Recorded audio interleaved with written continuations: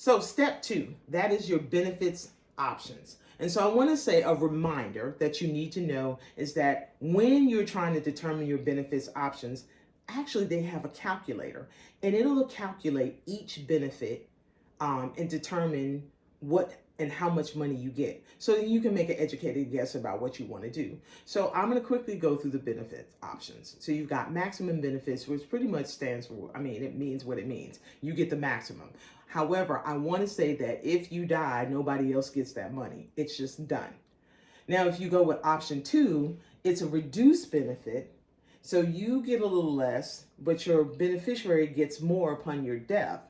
And so you'll see how the calculations work out for that. Then you have option three, which is actually like a 50% reduced benefit. So you get 50%, your beneficiary gets 50% if that's what you want. So then there's option 6.2. I know, why did they name it 6.2? I have no idea, but anyway. So what happens with option 6.2 is your beneficiary actually inherits your retirement until their death at a reduced benefit. With option 6.3, the beneficiary inherits your retirement until their death at a 50% reduced benefit. And then there's Social Security, and I have no idea what that is. I don't even know why they have it there, but they do.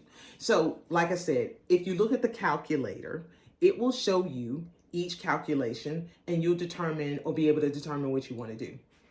So that's in reference to the benefit options. So the next portion of step two is beneficiaries, or who you're going to leave your benefits to. So you got a beneficiary and you have a contingency. So the beneficiary is a person who, you're going to leave your money to upon your death. And basically you just got to supply them pretty much the same information, which is date of birth, social security number, the address, and the telephone number. The contingency cannot be the same as your beneficiary, because if the beneficiary dies before you do and then you die, whatever's left over goes to the contingency. And that's just one lump sum, period. So just remember that. So you got to have those, beneficiary and contingency. And it can be a person, trust, or organization or corporation.